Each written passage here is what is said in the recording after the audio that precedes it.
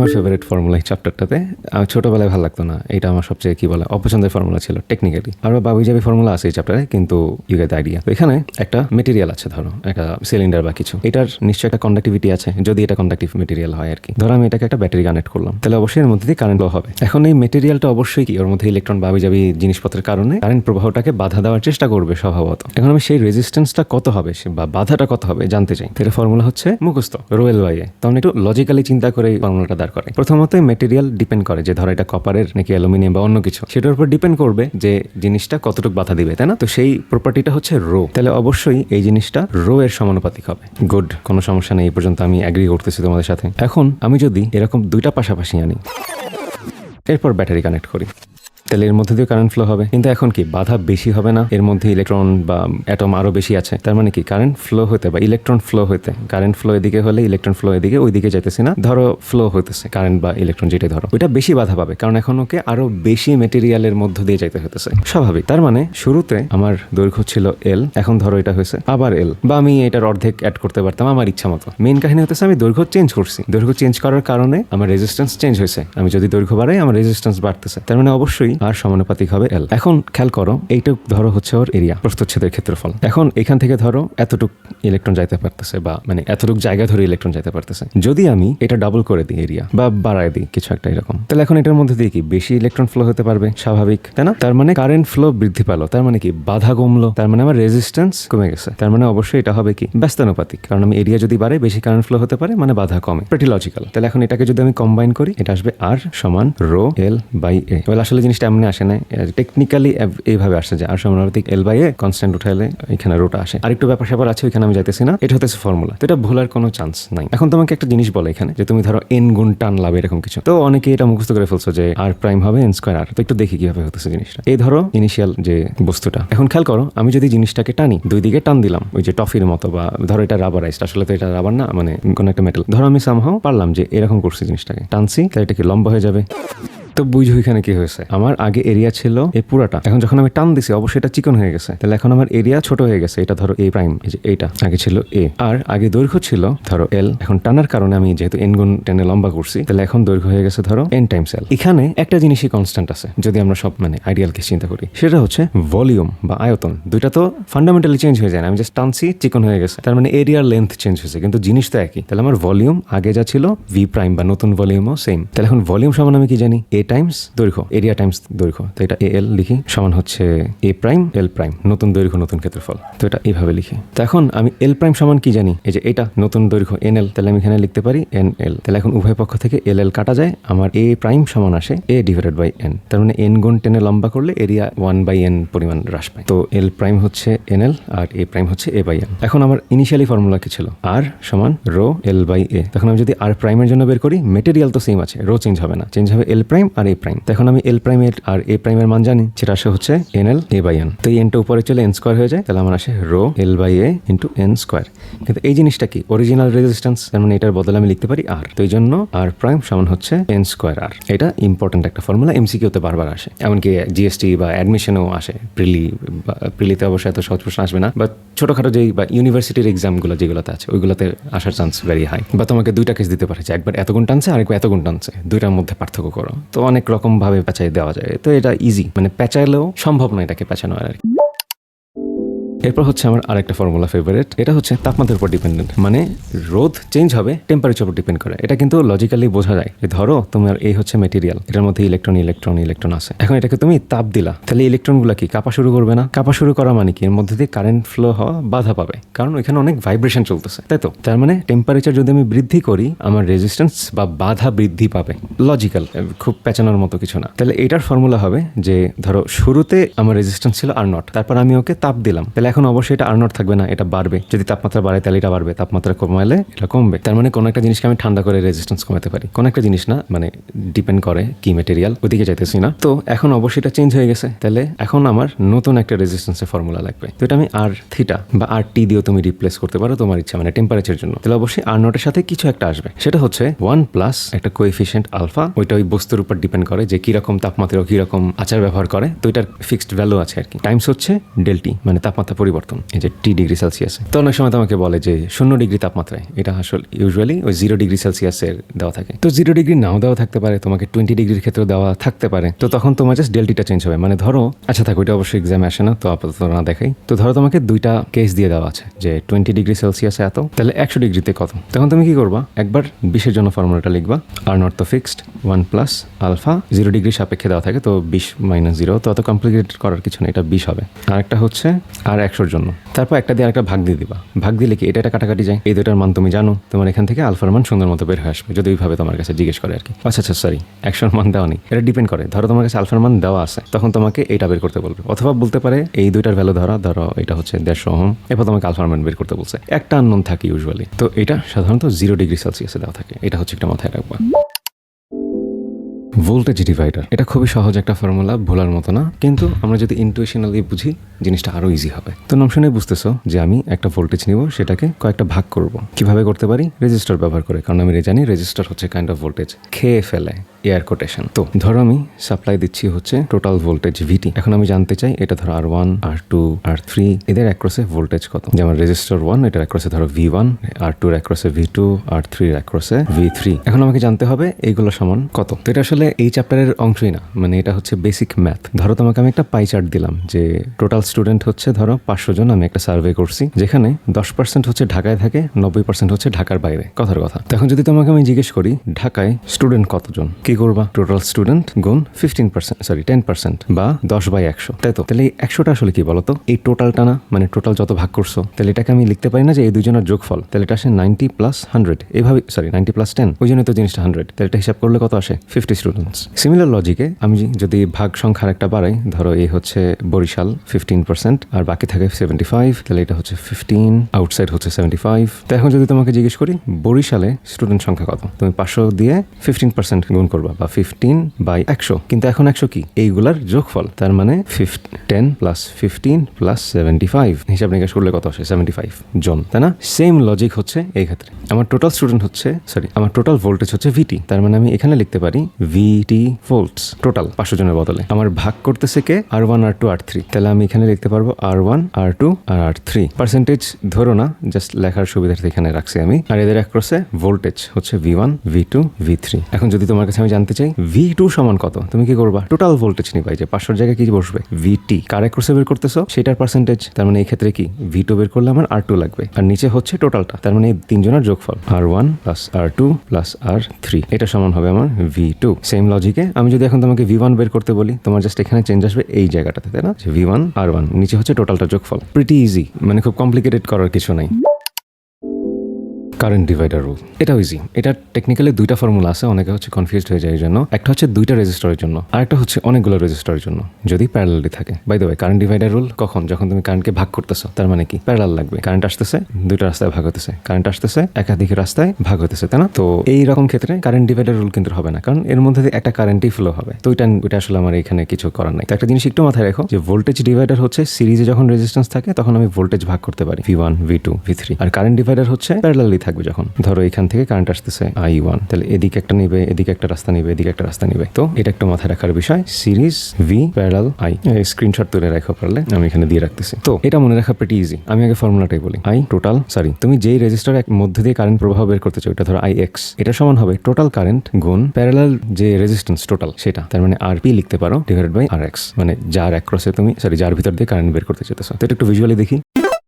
তো ধরো এখানে আমি ভোল্টেজ ভিটি সাপ্লাই দিলাম, মানে এখানে একটা ব্যাটারি আছে চিন্তা করো, ঠিক আছে। তো আমি ভিটি লিখতেছি আপাতত। তখন আমার একটা কিং ফর্মুলা আছে যে ওহমস ল, V সমান IR, বিভব পার্থক্য সমান কারেন্ট টাইমস রেজিস্ট্যান্স। এখন আমি যদি এই কারেন্টটা বের করতে চাই IX, যে এই রেজিস্ট্যান্সের মধ্যে দিয়ে কি পরিমাণ কারেন্ট ফ্লো হতেছে, তাহলে আমার কি জানা লাগবে, রেজিস্ট্যান্সের মান আর এই পয়েন্টের অ্যাক্রসে ভোল্টেজ। তো ধরো সেটাকে আমি নাম দিলাম VX। তো আমি এখানে লিখলাম VX, I এর বদলে বসবে IX আর R এর বদলে বসবে RX। এখান থেকে আমি IX বের করতে চাই, তার মানে আমার IX সমান আসবে VX/RX। কিন্তু একটা মজার জিনিস খেয়াল করো, যেহেতু প্যারালালি আছে, এই পয়েন্টের ভোল্টেজ, এই পয়েন্টের ভোল্টেজ, এই পয়েন্টের ভোল্টেজ, এরা সবাই কি একই তার না, তার মানে এদের সব জায়গায় ভোল্টেজ আসলে আসলে ভিটি, এই পয়েন্টটাও ভিটি, যেখানে ধরি না কেন আমি ভিটি, তার মানে আমি ভিএক্স এর বদলে লিখতে পারি ভিটি। এখন আরেকটা জিনিস একটু খেয়াল করো আবার, এই পুরো জিনিসটার কি একটা ইকুইভ্যালেন্ট রেজিস্ট্যান্স আমি বের করতে পারবো না? 1/R1 + 1/R2 + 1/R3 and so on, ওইভাবে তো আমি রেজিস্ট্যান্স বের করতে পারবো। তো সেটা আমি ধরো নাম দিলাম আর ইকুইভ্যালেন্ট, ঠিক আছে, বা আর পি চিন্তা করো, মানে প্যারালাল রেজিস্ট্যান্স। তাহলে আমি যদি ওহমস ল খাটাই পুরো জিনিসটার উপর, আমি টোটাল সাপ্লাই হচ্ছে ভিটি, টোটাল কারেন্ট ধরো আইটি টাইমস হচ্ছে পুরো জিনিসটার রেজিস্ট্যান্স, তার মানে সেটাকে নাম দিলাম আমি আরপি। এখন এইটার বদলে আমি এখানে বসাই দিতে পারি। তো আমি এখানে এখন লিখবো আইটি আরপি আর এক্স, তার মানে আই এক্স সমান এই জিনিসটা, এটা কিন্তু এখানে আসছিল, এই যে টোটাল কারেন্ট টাইমস হচ্ছে RP/RX।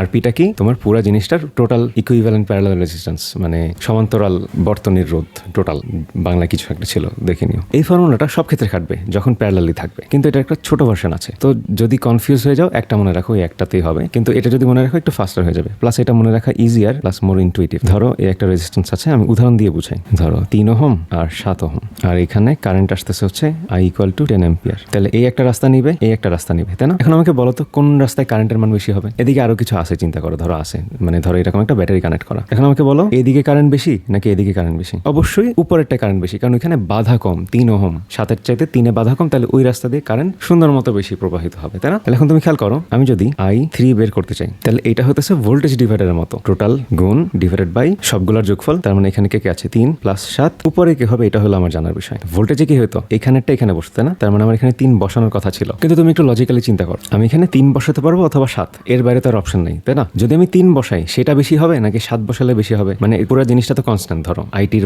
মান ফিক্সড, 3 + 7 এটা তো ফিক্সড, এটাকে আমি হয় 3 দিয়ে গুণ দিব অথবা 7 দিয়ে গুণ দিব। এখন আমি কি বললাম, I3 এর মধ্যে থেকে কারেন্ট বেশি ফ্লো হতে হবে, তাহলে অবশ্যই আমি 3 গুণ দিব না, আমি দিব 7। তাহলে এখানে আমি যার ভিতর দিয়ে কারেন্ট বের করতেছি ওইটা বাদে অন্যটা বসাইতে হবে, তাহলে এখানে হবে 7, এই যে 3 এখানে কিন্তু বসবে না, কারণ এর মধ্যে কারেন্ট ফ্লো বেশি হতে হবে। তো এটা হিসাব নিকাশ করলে আসে কত, 7 অ্যাম্পিয়ার। আর এখন তুমি 7-এর জন্য বের করে দেখতে পারো, আই টোটাল ছিল কত, 10 আর কি, গুণ নিচে টোটাল যোগফল 7 + 3, উপরে হবে কি এইটা আর না 3, তাহলে আসে 3 অ্যাম্পিয়ার। তো ভেরিফাইড যে হ্যাঁ 7-এর মধ্যে দিয়ে কম কারেন্ট ফ্লো হতেছে, 3-এর মধ্যে দিয়ে বেশি কারেন্ট ফ্লো হতেছে। তো এটা হতেছে লজিক। তো ভুলার কোনো সিস্টেমই নাই, তুমি যদি একটু লজিক্যালি জিনিসটা বোঝো, মানে ইম্পসিবল জিনিসটাকে ভুল করা। KVL very very very very important জিনিস। এটা অনেকে কনফিউজ থাকো যে কিভাবে কি খাটাবা, বা হচ্ছে মনে হয় যে একটা আইডিয়া আছে কিন্তু আসলে ভুল করো। তো একটু একবার রিক্যাপ করি, আগে একটা সহজ সার্কিট দিয়ে শুরু করি, 2টা সার্কিট দেখলেই ঠিক মতো বুঝে ফেলবো সবকিছু। এই হচ্ছে, তো তোমাকে ধরো বললো এই সার্কিটটা সলভ করো, বর্তনীর মূল প্রভাব এরকম কিছু একটা বের করো, বা R1 এর মধ্যে দিয়ে কারেন্ট প্রভাব বের করো। তো KVL বলে যে কোনো একটা লুপ যদি তুমি নাও, সেখানে সামেশন অফ ভোল্টেজ = 0, এটা একটা এনার্জি কনজারভেশন, মানে যা সাপ্লাই দিতেছো এবং যে এলিমেন্টগুলো যেমন রেজিস্টার কারেন্ট খেয়ে ফেলতেছে, এদের টোটাল যে এনার্জি এটা 0 হবে, মানে যা সাপ্লাই হতেছে তাই ইউজ হয়ে যাইতেছে, তার মানে এখানে এনার্জি তৈরিও হতেছে না, ধ্বংস হইতেছে না। তো এটা একটা শক্তির নিত্যতার ফর্মুলা। তো এখন ধরো তুমি এই লুপটা নিলা, ঠিক আছে, মানে এই যে ধরো এই পয়েন্ট থেকে শুরু করে ঘুরে আবার এই পয়েন্টে আসবে, এটা হচ্ছে তোমার টার্গেট। ধরো এটা হচ্ছে I1, এটা হচ্ছে I2। এখন আমি লুপ 1 এর জন্য যদি KVL খাটাই, আমি এই পয়েন্ট থেকে শুরু করলাম, আমি পাবো কি নেগেটিভ ভোল্টেজটা, এই যে নেগেটিভ মাথাটা পাইছি ব্যাটারি, তাহলে নেগেটিভ V1, তারপর আমার কারেন্টের ডিরেকশন যেদিকে আমার সেদিকে হচ্ছে পজিটিভ, তাহলে আমি I1 গুণ R1 দিব। তারপর আমি এই জায়গাটাতে আসবো, এই যে এটার মধ্যে দিয়ে যে কারেন্ট ফ্লো হইতেছে। এখন এখানে একটা ব্যাপার আছে, দেখো আমার লাগবে কি IR, তাহলে কারেন্ট গুণ R3, তাই তো? কিন্তু R3 এর মধ্যে থেকে 2টা কারেন্ট প্রবাহিত হতেছে, একটা হলো এই I1 আর একটা হতেছে এই যে I2। তাহলে এখন এখানে আমার ডিরেকশনটা খেয়াল রেখে বসাতে হবে। আমি আসতেছি এদিকে, আমার সাথে মিলতেছে কে I1, এই যে এটাও এদিকে যে ফ্লো হতেছে, তাহলে প্লাস I1, কিন্তু I2 আর আমার ডিরেকশন উল্টা দিকে, তাই না? তাহলে এখানে হবে নেগেটিভ I2। এরপর আমি এই পয়েন্ট শেষ করে এখানে আসলাম, আবার ঘুরে আর কিছু না পেয়ে আমি আবার ওই সেম পয়েন্টে ফেরত আসছি, তার মানে আমি এখানে লিখতে পারি 0, আমার লুপটা কমপ্লিট হয়ে গেছে। এখন যদি আমি লুপ 2 এর জন্য বের করতে চাই, ধরো আমি এদিকে ঘুরতেছি, যে লুপের ডিরেকশনটা যেদিকে দেওয়া, তো ধরো আমি এই পয়েন্টটা থেকে শুরু করছি, যে কোনো পয়েন্ট দিয়ে শুরু করতে পারো, একই আসবে। আমি প্রথমে কি পাইতেছি, প্লাস মাথা, তাহলে প্লাস V2, তারপর আমি ঘুরলাম, কিছু পাইতেছি না, এরপর আমি এখানে গেলাম, লুপ কিন্তু এতটুকুর মধ্যে, ঠিক আছে, আমি এখন লেফট সাইড নিয়ে চিন্তা করতেছি না। তাহলে এখন আমি যখন R3 এর মধ্য থেকে যাব, এখন আবার সেম কেস, আমার একটা কারেন্ট লাগবে আর একটা R3 লাগবে। এখন I2 ডিরেকশন আর আমার ডিরেকশন সেম, তার মানে প্লাস I2, কিন্তু I1 এর ডিরেকশন আমার উল্টা, তাহলে এটা হবে নেগেটিভ I1। এরপর আমি পাইলাম R2, তাহলে এখানে আমার কারেন্ট একটাই I2 গুণ R2 এবং আমার ডিরেকশন একই দিকে আছে, তাহলে = 0। আমি 2টা ইকুয়েশন পেয়ে গেলাম, এখন আমি 2টাকে সলভ করবো। এটা হচ্ছে বেসিক KVL। সমস্যা হচ্ছে এইটা কনসেপ্ট অনেক সময় ক্লিয়ার করে না। তোমাকে KVL কিন্তু বলছে তুমি ইচ্ছা মতো লুপ নিতে পারবা, তো এটার জন্য আমরা চাইলে অন্য একটা সার্কিট দেখতে পারি। এমন একটা সার্কিট বুয়েটে আসছিল। এটার ভিডিও চ্যানেলে তোমরা দেখতে পারো, আমি লিঙ্ক দিয়ে রাখতেছি। অনেকগুলো কনসেপ্ট একসাথে শিখতে পারবা। তো তোমাকে জিজ্ঞেস করছিল যে এই পয়েন্ট আর এই পয়েন্টের মধ্যে বিভব পার্থক্য কত, মানে এখানে তুমি একটা ভোল্টমিটার ধরলে ভোল্টমিটার রিডিং কত দিবে। তো এটার জন্য তোমার কারশফস ভোল্টেজ ল ইউজ করতে হবে। এখানে আমি একটা আননোন ভোল্টেজ ধরি, ধরো ভি আননোন বা ভি এক্স, আমি দুইটা পয়েন্টের মধ্যবর্তী যে ভোল্টেজ, এটার জন্য কি আমার কেভিএল ইউজ করতে হবে। এখন তুমি যদি খেয়াল করো আমার কনসেপ্ট কি কেভিএল এর, যে আমি একটা লুপ নিব। তো লুপ একটা এমন হতে পারে যে এই রাস্তা হয়ে ঘুরে আমি আবার এই পয়েন্টেই ফেরত আসলাম। তো এটা একটা কমপ্লিট লুপ, কোনো সমস্যা হয় না। আমি চাইলে এদিকে না এসে এদিক দিয়েও যাইতে পারতাম, এটাও একটা কমপ্লিট লুপ। আবার আমি চাইলে এমন একটা পাথও নিতে পারতাম, ডাজেন্ট ম্যাটার। তার মানে প্রত্যেকটা কেসই ভ্যালিড। তোমার যে একটা স্পেসিফিক ঠিক রাস্তা চুজ করতে হবে এমন কিছু না। তুমি যেই রাস্তায় চুজ করো না কেন, তোমার জাস্ট খেয়াল রাখতে হবে এমন কিছু যেন না হয় যে আমি এখান থেকে যাবো আবার এরকম কিছু একটা করে নেব, মানে এই যেমন ক্রস করতেছে, এটা খুবই আবিজাবি, মানে কমন সেন্স দিয়ে বোঝা যায় এটা হবে না। তো ক্রস করা যাবে না, একটা কমপ্লিট লুপ নেওয়া লাগবে। এরপর আমি আবার যে পয়েন্ট থেকে শুরু করছি সেই পয়েন্টে ফেরত আসা লাগবে। এটা যদি করি আমার কেবিএল কমপ্লিট হবে। তো এটা হচ্ছে বোঝার বিষয়। নেক্সট হচ্ছে কেসিএল। এটাও সেম, যে অ্যালজেব্রিক সাম অফ কারেন্ট হলো 0। মানে কি বোঝায়, যে তোমার যদি একটা সার্কিট থাকে, যে কোনো একটা জাংশন বা নোড, যদি আমি এখানে কেসিএল খাটাই, ধরো এটা হচ্ছে পয়েন্ট এ, তাহলে পয়েন্ট এতে কেসিএল খাটালে ফর্মুলা আসবে এমন। ধরো কারেন্ট এটা আসতেছে এখানে I1, এটা বের হইতেছে I2, এটা বের হইতেছে I3, তাহলে আমি লিখবো I1 সমান হচ্ছে I2 প্লাস I3, যা আসতেছে তাই বের হইতেছে। তো এটাকে সহজ, মানে কি বলে, এই ফর্মেটে অনেকে লেখে যে ইনকামিং কারেন্ট মানে যা আসতেছে মাইনাস বাকিগুলা যেগুলো বের হইতেছে ইকুয়াল টু 0। একই কথা, মানে জাস্ট অ্যালজেব্রা করলা, এই পাশ থেকে ওই পাশে নিলা। তো তুমি যেভাবে চিন্তা করো, আমি পার্সোনালি এইভাবে মনে রাখলাম, যা যা আসতেছে ইকুয়াল টু যা যা বের হইতেছে। এখন একটা জিনিস খেয়াল করো, তুমি কিন্তু সবসময় জানবা না যে সার্কিটে কোথায় কারেন্ট বের হইতেছে না আসতেছে। যেমন এইরকম একটা ব্যাটারি আমি যদি দেই, এখানে একটা আমি যদি ব্যাটারি দেই, এখন I2 যে এদিকে হবে এটা কিন্তু তুমি জানো না, এদিকেও তো হতে পারে কারেন্ট। আমি এটা কখন আন্দাজ করতে পারবো না সলভ না করে, মানে টেকনিক আছে কিন্তু ওইটার হিসাব আলাদা, নর্মালি তুমি চিন্তা করো। তো আমি যদি I2 এরকম ধরতাম আমার সমস্যা হতো না, কারণ যখন ফাইনাল অ্যান্সার আসতো, যদি আমি ভুল ডিরেকশন ধরি, মানে ধরো বাস্তবে কারেন্ট এদিকে ফ্লো হয় কিন্তু আমি শুরুতে ধরছিলাম এই পাশে, তাহলে ওইটা অ্যান্সার আসবে I2 নেগেটিভ কিছু একটা, কারণ আমি উল্টা ডিরেকশনে দিছি। এই নেগেটিভ বলতে সেটাই বুঝাইতেছে যে তুমি শুরুতে যে ডিরেকশন ধরছিলা আসলে কারেন্ট তার উল্টা দিকে প্রবাহিত হতেছে, এই আর কিছুই না। নেক্সট হচ্ছে হুইটস্টোন। এটা খুবই ভালো একটা টপিক, এটা দিয়ে মানে সৃজনশীল আসার মতো আর কি। তো হুইটস্টোন ব্রিজটা কেমন থাকে, জিগজ্যাগ, তাই না?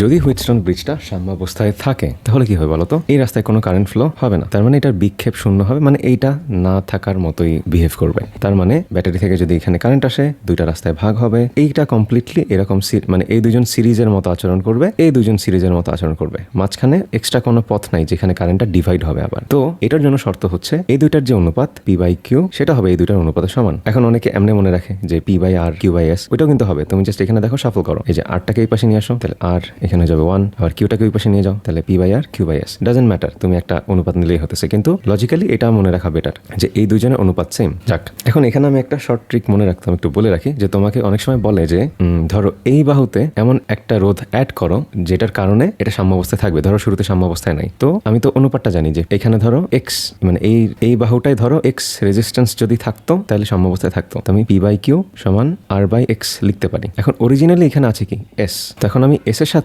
এমন একটা কিছু R প্রাইম প্যারালালি রাখবো যেন সেটা সমান X হয়। এটাই তো মেইন থিওরি, তাই না? তো এই কোয়েশ্চেন থেকে তুমি X এর মান ইজিলি বের করতে পারবা। X সমান কত আসে, QR/P। মনে রাখতে যাও না, এটা জাস্ট ইজি, এটা ইকুয়েশন দেখে বলতে পারবা। তো এখানে তুমি X এর মান পেয়ে গেলে, তোমার আননোন হচ্ছে R প্রাইম, মানে যেটা তুমি এক্সট্রা প্যারালালি অ্যাড করবা। তো এটা প্যারালাল সূত্রের মতোই, যে দুইটা জিনিস যখন প্যারালালি থাকে, ধরো A প্যারালাল B, তখন আমি ফর্মুলাটা কি লিখি, গুণফল বাই যোগফল। তো এই ক্ষেত্রে হবে হচ্ছে গুণফল বাই বিয়োগফল, তার মানে R প্রাইম সমান হচ্ছে S times X divided by S minus X, অথবা X মাইনাস S হতে পারে, ডিপেন্ডিং অন মানে কে বড় কে ছোট। তো এটা আসলে করার কিছু নাই, কারণ X সবসময় ছোটই হবে, কারণ দুইটা জিনিস প্যারালাল করলে অবশ্যই ওই দুইটার থেকে অ্যান্সার ছোট আসে, তার মানে X ছোট, তাহলে এটা সবসময় S মাইনাস XC হবে। মানে যদি তুমি ভুলেও যাও, ওটা তুমি দেখলেই বুঝবা তখন যে রেজিস্ট্যান্স তো নেগেটিভ হতে পারে না, তো এরকমই হওয়া উচিত। তো এটা একটু খেয়াল রাখো। তো এটা একটা ট্রিক, জাস্ট এমন কিছুই না। স্পিকিং অফ ট্রিক্স, কিছু জিনিস মনে রাখতে পারো, যেমন দুইটা রেজিস্ট্যান্স যদি সমান হয় তাহলে তাদের ইকুইভ্যালেন্ট রেজিস্ট্যান্স হচ্ছে সমান বাই 2, অর্ধেক হয়ে যাবে। কমন সেন্স, দুইটা বাধা আছে, দুইটা বাধার অর্ধেক হয়ে যেতেছে। যদি 3টা থাকে সেম, তাহলে আমি 3 ভাগ দিব, তাহলে n পরিমাণ যদি থাকে তাহলে আমি n দিয়ে ভাগ দিব। এটা হচ্ছে প্যারালালের ক্ষেত্রে। সিরিজের ক্ষেত্রে কি হবে, nটা যদি আমি পাশাপাশি রাখি তাহলে n গুণ হবে, তাই না? এখন আরো কিছু ট্রিক আছে, যদি একটা আর একটার দ্বিগুণ হয় তাহলে প্যারালাল রেজিস্ট্যান্স হবে বড়টার 3/1 বা ছোটটার × 2 × 3, যেমনি চিন্তা করো। যেমন ধরো 3 ওহম 9 ওহম, তাহলে এটার প্যারালাল রেজিস্ট্যান্স আসবে কত? 9/3। তার মানে এটা তুমি ভেরিফাই করতে পারো, একটা মানে গুণফল বাই যোগফল না, তো 2r + r, তাহলে উপরে আসে কত? 2r²/3r, একটা আর আরেকটার কাটা যায় 2/3r, তো প্রিটি ইজি। এরপরে এরকম তুমি চাইলে আরো কয়েকটা মনে রাখতে পারো যে একটা আরেকটা 3 গুণ হলে কি হবে বলো তো? এটা আসলে মনে রাখার মতো কিছু না, তো অনেক সময় এটা যদি তুমি প্র্যাকটিসে থাকো তখন হচ্ছে ইজি হয়ে যায়। যেমন ইনস্ট্যান্টলি তুমি সার্কিট সলভ করতে পারো দেখে দেখে। 3r একটা আরেকটা 3 গুণ, তাহলে এটা কত আসে বলো তো? 3r/4, 0.75 গুণ আর কি। তো এগুলো হচ্ছে জাস্ট অ্যাডভান্সড আবিজাবি, অ্যাডভান্সড না, এগুলো আসলে এমসিকিউর জিনিস। একটা টপিক বাদ গেছে, ওইটা একটু বলে রাখি। ধরো একটা পরিবাহী এরকম তার বা কিছু আছে, এটার মধ্যে থেকে কারেন্ট প্রবাহিত হইতেছে, আমি জানি না কত, এটা আমি জানতে চাই। আমি কি জানি? আমি জানি যে এই প্রস্থচ্ছেদের ক্ষেত্রফল হইতেছে a, এর মধ্যে ইলেকট্রন প্রবাহিত হইতেছে উল্টা দিকে যদিও, এবং সেটা ড্রিফট ভেলোসিটি, বাংলায় মনে হয় তারণ বেগ, একটু চেক করে দেখো, একটা বেগ আর কি, সেটা আমি জানি v। এটার লেন্থ ধরো তুমি জানো l। তো এখন আমি কারেন্ট কিভাবে বের করতে পারি? আমি জানি i, আচ্ছা না, আমি জানি হচ্ছে চার্জ সমান it, তাই তো? তাহলে এখন আমার এই কারেন্টের মানটা বের করতে হবে। তো টাইমটাকে সামহাও আমার সরানো লাগবে, কারণ আমি টাইম নিয়ে ডিল করতে চাই না যে আমি সময়ের সাপেক্ষে বের করবো এত কিছু। এখন দেখি আমি কিউ বের করা যায় কিনা। কিউ কি বলতো? Total number of charge, total যে কটা চার্জ আছে। এখন খেয়াল করো, আমাকে প্রথমে জানতে হবে এখানে চার্জ তো ইলেকট্রন, তাই না? আর কেউ তো নাই, তাহলে আমার জানতে হবে টোটাল কয়টা ইলেকট্রন আছে, আর একটা ইলেকট্রনের চার্জ আমি জানি E 1.6 সামথিং।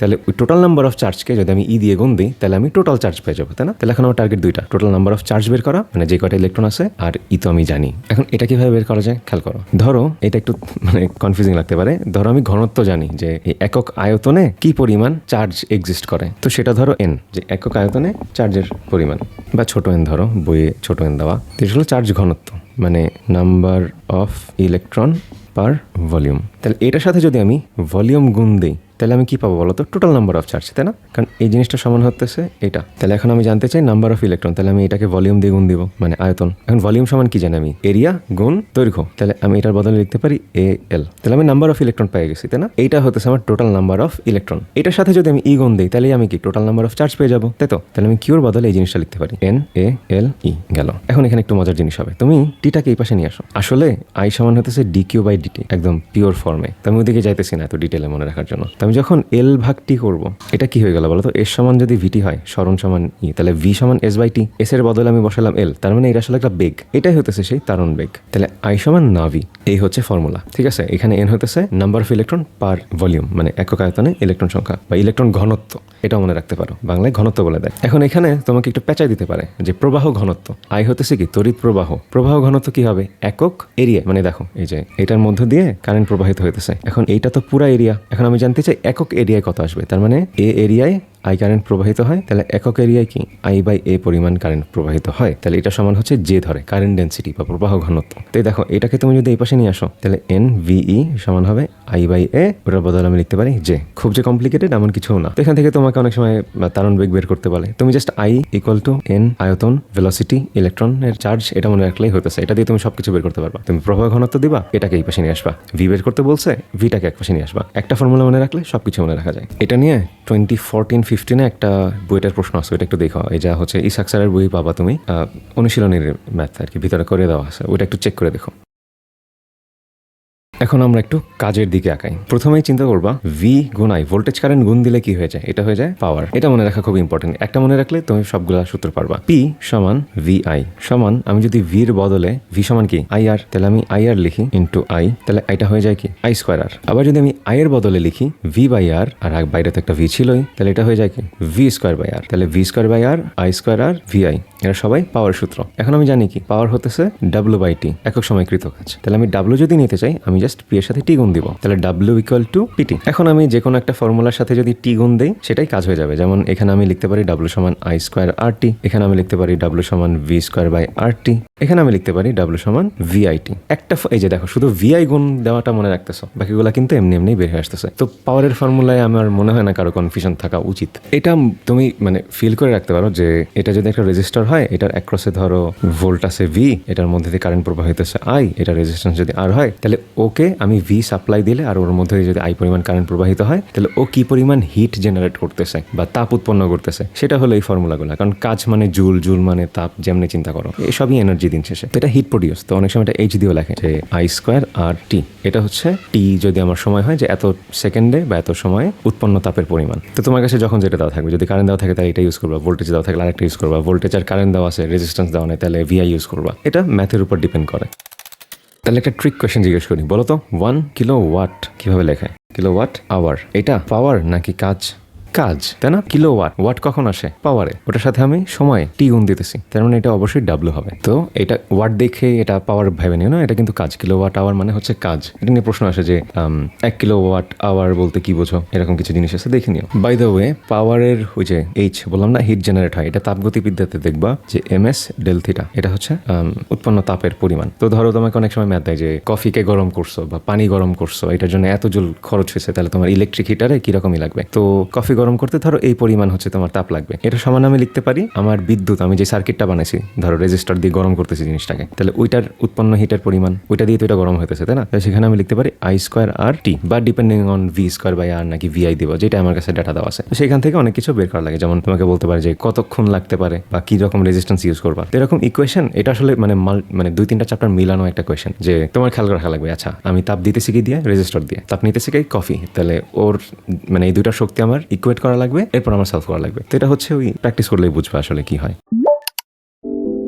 নেক্সট হচ্ছে আমি যদি ব্যাটারিকে সিরিজে বা ইতে রাখি, তো একটা জিনিস তোমরা জানো যে একটা ব্যাটারির সাথে একটা ক্ষুদ্র রেজিস্ট্যান্স আমরা ধরে নিই যে থাকে, তো এই পুরোটাকে আমরা একটা কোর্স হিসেবে চিন্তা করতে পারি, সেল। এখন আমি চাইলে এদেরকে সিরিজে রাখতে পারি, ধরো 3টা ব্যাটারিকে আমি সিরিজে রাখলাম, আর ধরো এখানে একটা রেজিস্ট্যান্স আছে, তাহলে এখন এই পুরো জিনিসটা কি একটা ব্যাটারির মতো কাজ করবে না? বড় ব্যাটারি, তাই তো? তখন আমি একটা কাজ করতে পারি, আমি যে ছোট ছোট রেজিস্ট্যান্সগুলো ওইগুলা সিরিজেই তো আছে আর কি, এক লাইনেই আছে, তো আমি ওদেরকে এখানে না লিখে এখানে আঁকতে পারি যে এরকম 3টা আছে, আর আর আর ধরো এরা এখানে নাই, আমি ওদেরকে সরাই নিয়েছি। একই তো কথা, কারণ এই একই লাইনের মধ্যেই পড়তেছে, তো সমস্যা নেই। তাহলে এখন আমাকে বলো যে তড়িৎ প্রবাহের মান কত হবে? ভি বাই আর, তো নিচে হচ্ছে টোটাল রেজিস্ট্যান্স আর, তাহলে আর প্লাস 3টা আর আছে, যেহেতু মানে এটা দেখা হয় এমন ভাবে যে তোমার 3টা কোষ আইডেন্টিক্যাল, মানে ওদের রেজিস্ট্যান্স ভোল্টেজ সব সেম, তো এই জন্য আমি আর 3টা যোগ না দিয়ে আমি 3 আর লিখতে পারি, মানে এন সংখ্যক আর থাকলে তখন আমি এন আর লিখতাম। আর উপরে থাকবে কি টোটাল ভোল্টেজ, তো টোটাল ভোল্টেজ কি এই 3জন যোগ হবে, তাই না? সবাই প্লাস মাথা একই দিকে আছে, প্লাস প্লাস প্লাস, তাহলে 3টা ধরো এদের ব্যাটারি হচ্ছে ই, তাহলে 3E, বা যদি এন সংখ্যক হয় তাহলে এনই। এটা হচ্ছে কি সিরিজ, তো রেজিস্ট্যান্স গুলো কিন্তু এখানে আছে, ঠিক আছে? আমি মুছে ফেললাম, ওইখানে খেয়াল রাখবে এই জিনিসটা। এখন আমি চাইলে কিন্তু একটাকে উল্টাও দিতে পারতাম, তাই না? যে এরকম আছে, তখন কি হতো? এটা কিন্তু সূত্রীভাবে লেখা নেই, তো এটা কিন্তু মাথায় রাখতে হবে। তো এই ক্ষেত্রে এখন কি হতেছে দেখো, ধরো এটা হতেছে E1, এটা E2, এটা হলো E3, তখন কিন্তু আমার উপরে আসতে এমন যে E1 আর হচ্ছে E3 একই দিকে আর E2 হচ্ছে উল্টা দিকে, তো বিয়োগ যাইতো আর কি, তাই না? কমন সেন্স, তুমি ওই যে কেভিএল খাটায়ও দেখতে পারো, আর কিছুই না। তো যদি রেজিস্ট্যান্স ভিন্ন ভিন্ন হতো তখন তোমার এই যে এখানে এনআর ইউজ করা যেত না, তখন R1 plus R2 plus R3 দেখা লাগতো। তো সূত্রটা ভালো মতো জানা জরুরি, কারণ ওই বইয়ে যেটা দেওয়া ওটা হচ্ছে সেম ধরে নেয় যে সবগুলা হচ্ছে সেম।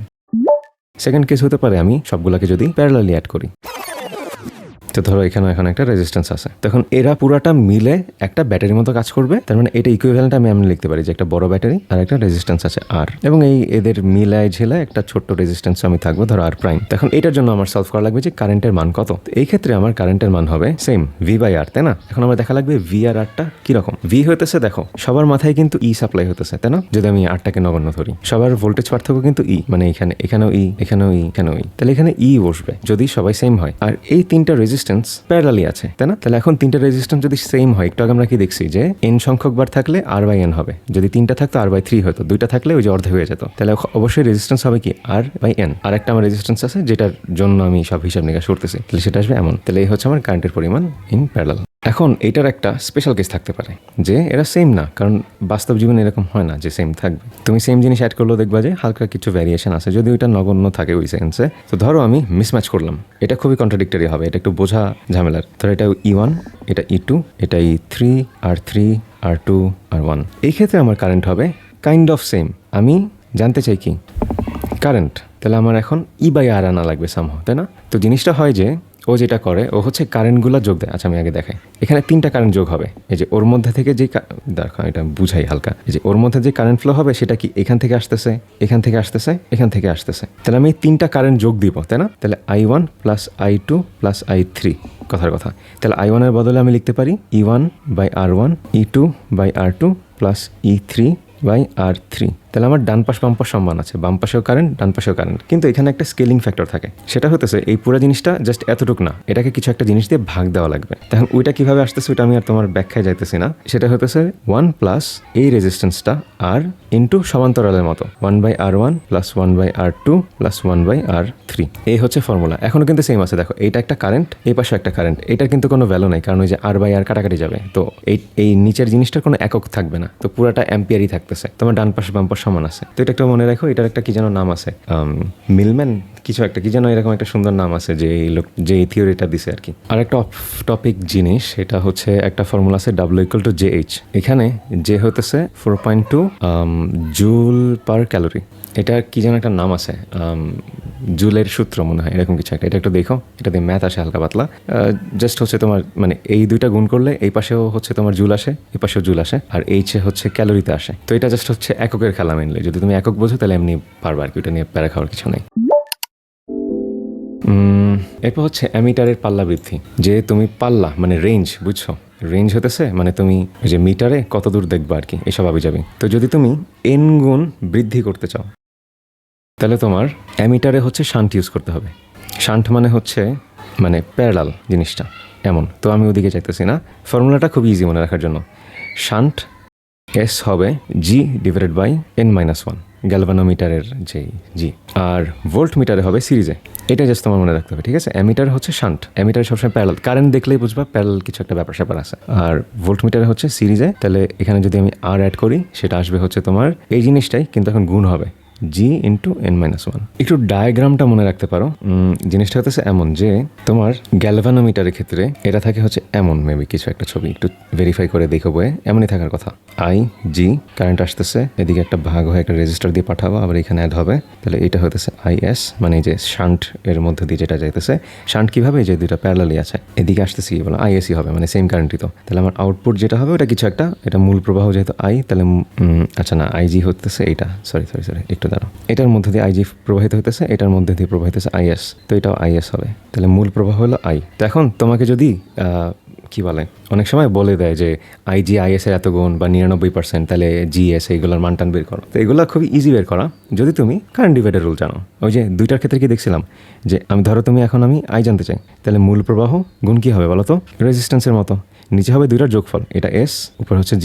তাহলে দুইটার ক্ষেত্রে কি ছিল, যেটা এখানে সেটা বসবে না, অন্যটা বসবে, তাহলে এটা হবে S। তাহলে এখন আমাকে বলতো IS কি হবে, টোটাল প্রবাহ, নিচে টোটালটা, উপরে হবে যে আছে সে না, তাহলে G। তখন এই দুইটা মনে রাখলেই এনাফ, এই ডায়াগ্রাম আর হচ্ছে এই সূত্রটা। তখন হচ্ছে তুমি ওই যে এটা বের করতে পারবা যে IG বাই হচ্ছে IS এটা সমান কি বলতো, I কাটা যায়, হয়ে থাকে হচ্ছে S/G, এমন কিছুই হওয়ার কথা। তো এই হচ্ছে ব্যাপার স্যাপার। আবার অনেক সময় তোমার মানে এই ফর্মুলাগুলো মোর দেন এনাফ, এর বাইরে কিছু মনে রাখা লাগে না। এরপর এটাকে জাস্ট তোমার ম্যানিপুলেট করে বের করা লাগবে যে কোন সময় আমার কি চাইতেছে। যে অনেক সময় বলে দেয় যে গ্যালভানোমিটারের যে প্রবাহ, এটা মূল প্রবাহের এত %, তো IG/I এটা ধরো হচ্ছে 90%, মানে 0.9, এইটা বুঝাইছে। তাহলে তুমি জাস্ট এইটাকে এই পাশে আনবা, তারপর এটার বদলে লিখবা 0.9, তার মানে এইটা সমান হতেছে 0.9। এরপর ব্যাপার স্যাপার হিসাব টিকাশ হবে, ওখানে তুমি S বা G এর মান বের করবা, যেটার মান তোমার কাছে দেওয়া থাকবে। ও আরেকটা টপিক, এটা তো ভুলে গেছিলাম। ওই যে দেখো, ওই যে কি যেন মিটার ব্রিজ হচ্ছে হুইটস্টোনের একটা কি বলে, এই হুইটস্টোন ব্রিজটা কোথায়, ওইখানেই দেখাই দিই। এটা একটা মডিফাইড ভার্সন, এই যে এটা আমি মুছলাম, ঠিক আছে? এটার বদলে ওরা যেটা করে, এখানে একটা এমন একটা কিছু অ্যাড করে আর কি। তো ধরো এটার লেন্থ হইতেছে L, তাহলে এখন এখানেও তো কিছু একটা অ্যাড আছে, তাই না? তো আমি এটাকে সরাবো, তো সরাবো ইন আ সেন্স যে টোটালটা হইতেছে 1 মিটার, এই যে এই পুরাটা হইতেছে 1 মিটার। তো এখানে একটা গ্যালভানোমিটার আছে, ধরো বিক্ষেপ দিতেছে। তো শুরুতে ধরো এখানে ছিল, তাহলে টোটালটা যদি L হয়, ধরো এতটুক যদি L হয়, তাহলে এতটুক কি হবে, 100 সেন্টিমিটার মাইনাস L, তাই না? আর আমরা জানি R সমান রো L/A, তার মানে R সমানুপাতিক L। তাহলে আমার লেন্থ যত বাড়াবে ওইটা রেজিস্ট্যান্স তত বাড়বে, তাই না? তাহলে এখন আমি এটা দিয়ে কি করবো জানো, এটা দিয়ে হতেছে দেখবো যে P/Q সমান হতেছে এখানের, ধরো এটা হতেছে RL minus R 100 minus L, এই দুইটা রেজিস্ট্যান্সের পার্থক্য দেখবো। এখন এই ফর্মুলাটা, এখন এই কন্ডিশনটা কখন ফুলফিল হবে, যখন P/Q সমান R/S, মানে এখন এই জিনিসটা কখন ফুলফিলড হবে, যখন হুইটস্টোন ব্রিজের নীতিটা মানবে, তাই না? যে এইখানে কোনো কারেন্ট ফ্লো হবে না। যখন আমি দেখবো গ্যালভানোমিটার কোনো বিক্ষেপ দিতেছে না, তার মানে এটা সাম্যাবস্থায় আছে, ঠিক আছে? তখন একটা হিসাব নিকাশ করা যায়। তো আমি এখন ওই ডিটেলে যাইতেছি না, কিন্তু দেখো জিনিসটা খুব সহজ। আমি R এর বদলে লিখতে পারি কি, রো L/A, এখানে রো 100 মাইনাস L/A। তো তার তো একই, তার মানে এই মেটেরিয়াল দুইটা সেম, আর দুইটার প্রস্থচ্ছেদের ক্ষেত্রফল তো সেম হবে। হবে, আমাদের এটা চেঞ্জ করতেছি না। তো এই জন্য এটা আসে হচ্ছে L বাই 100 মাইনাস L। তো এটা দেখা লাগবে যে পি এর সাথে মানে পির কাছাকাছি কোনটা আছে ওইটা হবে এখানে। তো ধরো কি আমনে ধরছে যে এইটাকে L ধরছে আর এইটা তাহলে হচ্ছে 100 মাইনাস L, এই যে এই পয়েন্টটা, তাহলে উল্টাই যেত, মানে পির সাথে যেটা ওইটা হবে ওর পাশে, অন্যটা লাইক দ্যাট আর কি। ইজি, পেঁচানোর কিছু নাই এই চ্যাপ্টারে, আই গেস আর কিছু নাই, বাকিগুলো দেখে রাখ। এটাই হচ্ছে মোটামুটি। একটা আছে সমবায়ের ওই যে কম্বিনেশনের সূত্র আছে, এরকম কি জানো যে সিরিজ প্যারালাল মিক্স করলে কি হয়, ওইটা হচ্ছে এমন টাইপ কিছু যে mn ই mr প্লাস nr, যেখানে m হইতেছে সারির সংখ্যা আর n হইতেছে প্রতি সারিতে কোষের সংখ্যা। এমনি আছে, ধরো এখানে আছে 2টা, পরেরটাতে আছে 3টা, এরপর আরো এরকম so on and so on. তো এটা হচ্ছে ওই মিক্স করলে কি হবে, মানে আমার এখন 2টা কম্বাইন করা লাগবে, যে সিরিজেও আছে প্যারালালেও আছে। তো এটা নিয়ে প্যারা খাওয়ার কিছু নেই, পারবা, দেখে নিও, খুবই ইজি। অন্য চ্যাপ্টারের ভিডিওগুলো দেখতে এই প্লেলিস্টটা দেখো।